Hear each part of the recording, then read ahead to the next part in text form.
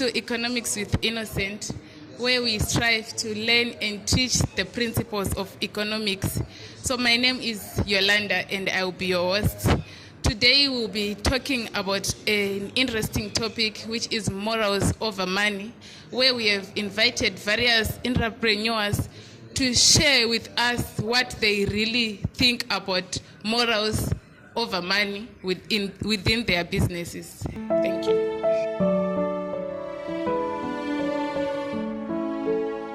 Welcome to another episode of the topic Morals Over Money, the Ultimate Business Dilemma. I'm hosted by two guests, CEOs of different companies.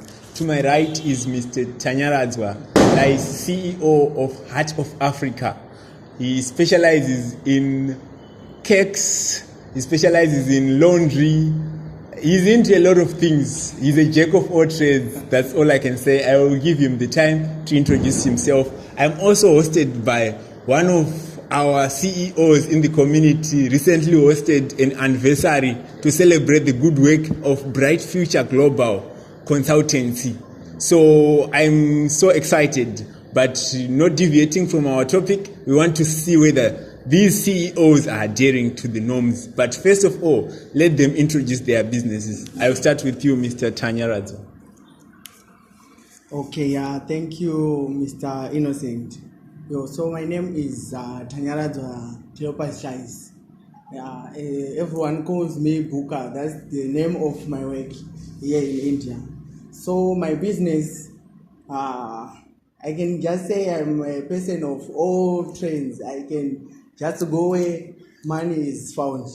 So one of the biggest business that I do is restaurant. That's my first called Heart of Africa restaurant. As things were going, it also blossomed to become a Heart of Africa laundry service. And I also do cakes. I'll do a lot of things. That's all I can say. Okay, thank you so much, Mr. Tanya. Maybe you have missed a point. Mr. Tanya at one point wanted to sell his business to me. I remember him texting me saying, Mr. Innocent, do you want to buy this restaurant of mine? You know, I want to go out, but I have a lot of utensils and everything. So I wanted to buy it, but I didn't have the money. But I can see here he is. I think this is a testament of the consistency and the persistence required in business. Okay, moving on to the other side, we have got Mr. Titus Comforter. Can you please introduce yourself? All right. First of all, I would love to thank you, Mr. Innocent, for giving me this opportunity. It's very vital for me to be recognized. See, it's one thing to think you're the best, and it's a totally different story when someone recognizes you, right? Yeah. So, as you have heard, my name is Titus Comforter, and for some other reason, people call me Sergio, right? Yeah. And I'm the CEO of Bright Future Global Education, right? So, at Bright Future Global Education, we face a problem of being ascribed as our competition is seen in the society as just consultants, right? But our core agenda is to help the African community in the ways that you wouldn't expect from any other consultant. So apart from giving the opportunity for students to come and study here abroad, here in India and in Dubai, recently we have updated our brochure to Dubai as well, right?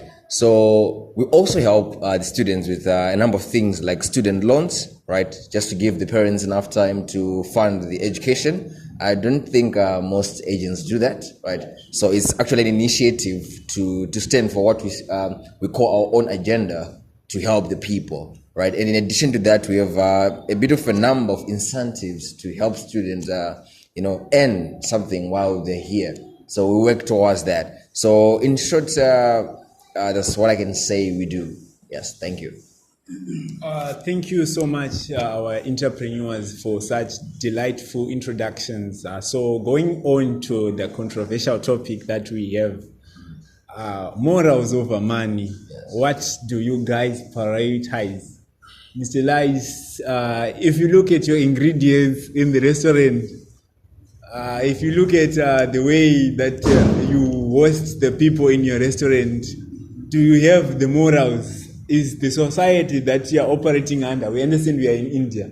Some people have businesses that can make even the Indians angry with some of the way they do. Some people may be dropping meat everywhere. Yeah, it's a vegetarian country. So we want to know, maybe, what matters is money. Those morals don't matter. How are you striking the balance? What's important to you, Mr. Chanya? Okay, thank you for the opportunity again. Yeah, as for me, I value morals over money because morals, it tends to get an attention or to people. Yeah, if you are someone who values his morals over money, I think your customers will be loyal to you.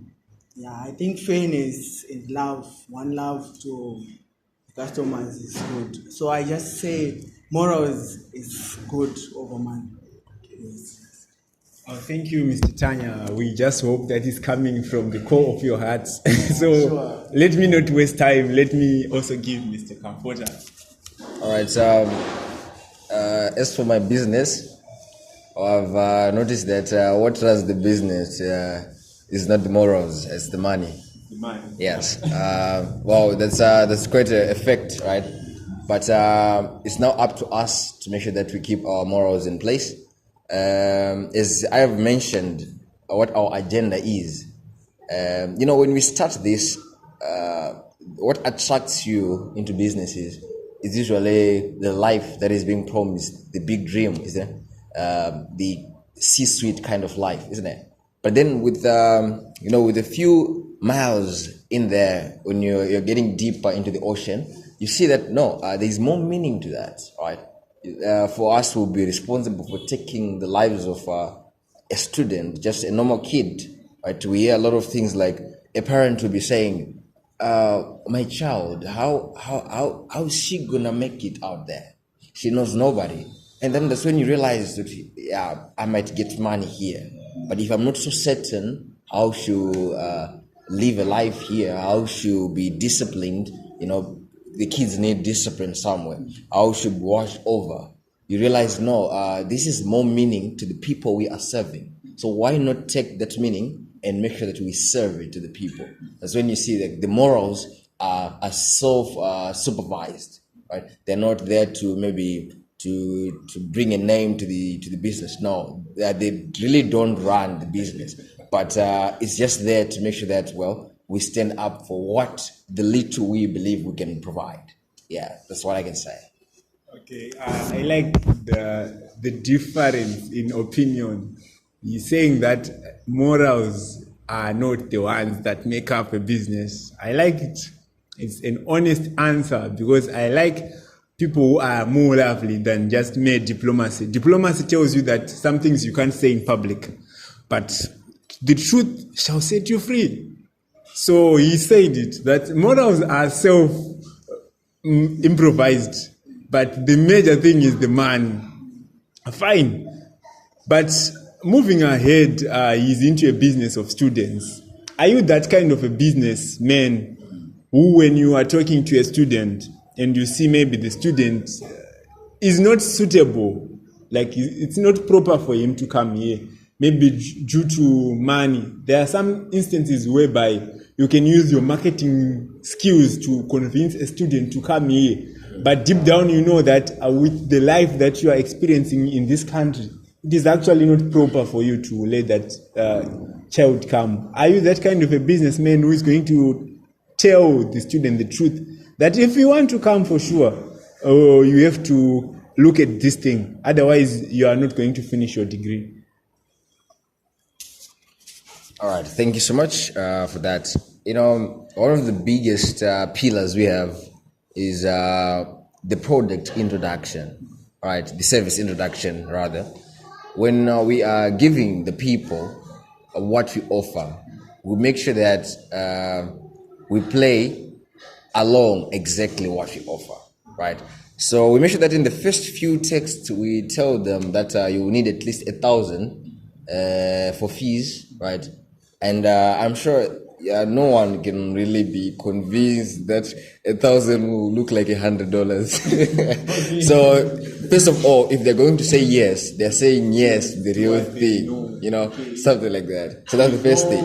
Marketing language in there. Yes, like it is like when the pool is too big, your agenda is not really to find the customer, but to screen. Okay. So we make sure that you give them the real thing, right? So by the end of the day, we are not really looking for the customer. We have good marketing. Okay, now it's not about screening. Let's go to the other one. As a counselor, yes, you actually get in touch with a lot of students. Yeah, sure. Are you that kind of a person who maybe you see that this girl has money and for some reason she just likes you? Oh, yes. How do you handle such cases? Yes, I get that a lot. I don't know. Some people probably look at me as more dashing than I believe I am. But yes, I have a problem with that. Some students, ladies, I didn't know they're grown up than what they look like. Yeah, they definitely, sometimes they come to my DM, like we create groups for parents, right? Then they come to my DM and then be like, yeah, for some reason, I know it's too quick, but I'm having a crush on you. And I'm like, but I always try to make sure that I don't make it personal for my own part. I can control their own part, right? I mean, I'm human. I would love to be loved. I would love to be loved, but definitely I don't mix business with relationships. Yes, that's good. Yeah. We just hope that moving ahead. Yes. You are going to be a business of morals. So with that, we thank you.